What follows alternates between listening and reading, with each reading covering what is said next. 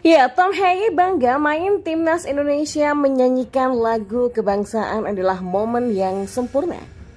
Terlalu antusias jelang debut di timnas Indonesia, Tom Haye tak rasakan lelah meski tempuh jarak jauh. Dan yang terakhir, inilah reaksi Sinteyong usai timnas Indonesia U23 kalah dari Arab Saudi. Simak selengkapnya di sini bersama saya hanya di Kamus Bola untuk Anda.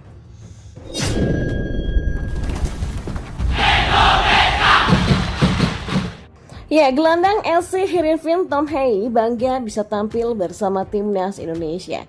Dia mengungkapkan momen paling indah saat menyanyikan lagu Indonesia Raya sampai selesai.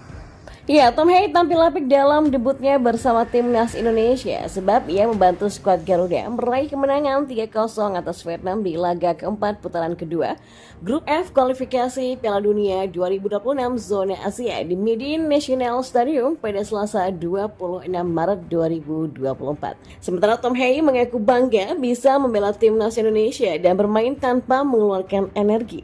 Ia pun mengaku membela timnas Indonesia adalah momen yang sangat membanggakan dalam hidupnya. Saya bangga bisa bermain untuk Indonesia. Itu berjalan hampir secara alami. Sepertinya tidak membutuhkan energi. Dan ini adalah momen yang sangat membanggakan bagi saya, kata Tom. Ya, lebih lanjut Tom mengaku bisa menyanyikan lagu Indonesia Raya hingga selesai. Tom pun mengaku menyanyikan lagu kebangsaan Indonesia dengan benar-benar menghayatinya. Saya bahkan bisa menyanyikan lagu kebangsaan sampai selesai.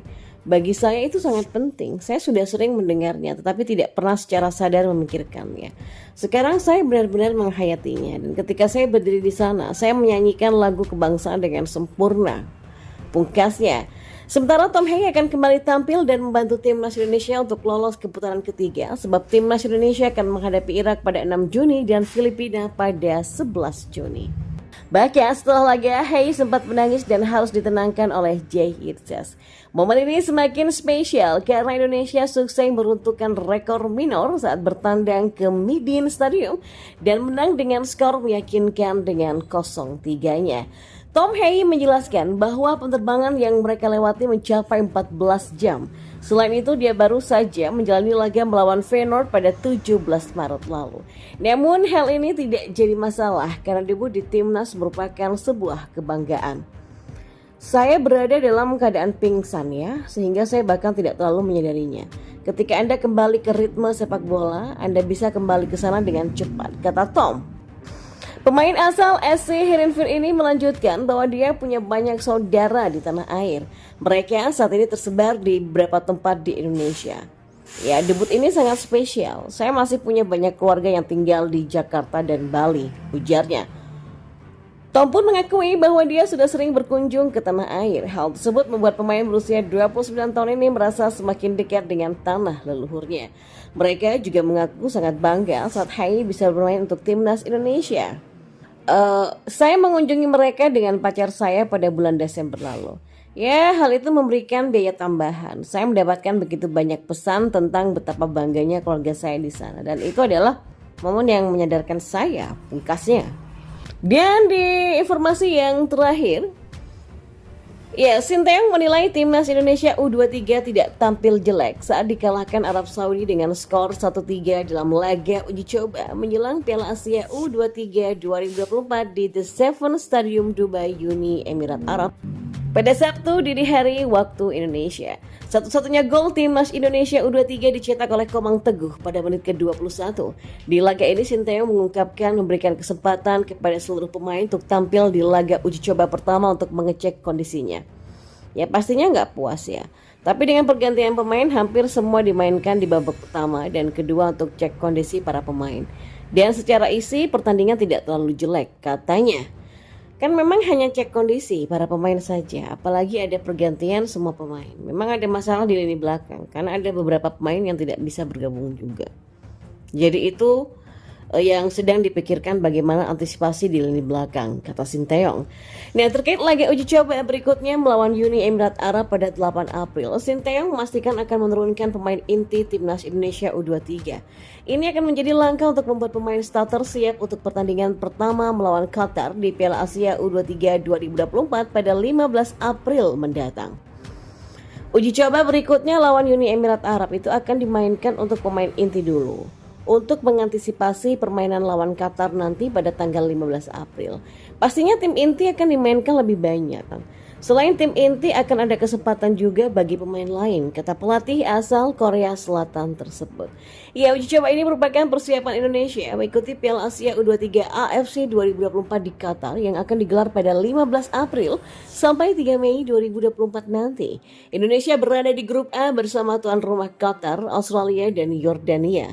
Ya, PSSI menargetkan timnas U23 lolos dari fase grup dan melangkah ke babak semifinal demi tiket Olimpiade 2024. Timnas Indonesia jangan takut, pemain naturalisasi menumpuk. Ya, program naturalisasi pemain keturunan utamanya yang berada di Eropa menambah kedalaman skuad timnas Indonesia dan menambah persaingan. Beberapa pemain baru yang akan dinaturalisasi diantaranya adalah Kelvin Verdong dan Jens Schreven. Ini bukan yang terakhir juga. Ada beberapa nama lain yang sedang diupayakan. Nama-nama ini menambah daftar pemain timnas Indonesia dari jalur naturalisasi. Hingga kini setidaknya sudah ada 10 pemain yang sudah dinaturalisasi oleh PSSI.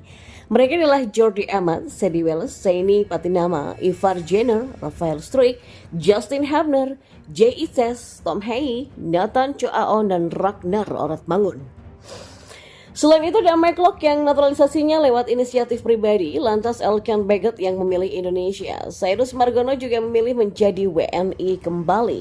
Yang menarik, beberapa di antara pemain ini berposisi sama. Untuk posisi back sayap kiri misalnya ada Petinama dan Choaon, keduanya bersaing dengan Pratama Arhan. Ya, persaingan di posisi back sayap kiri ini akan semakin ketat jika Verdong dinaturalisasi.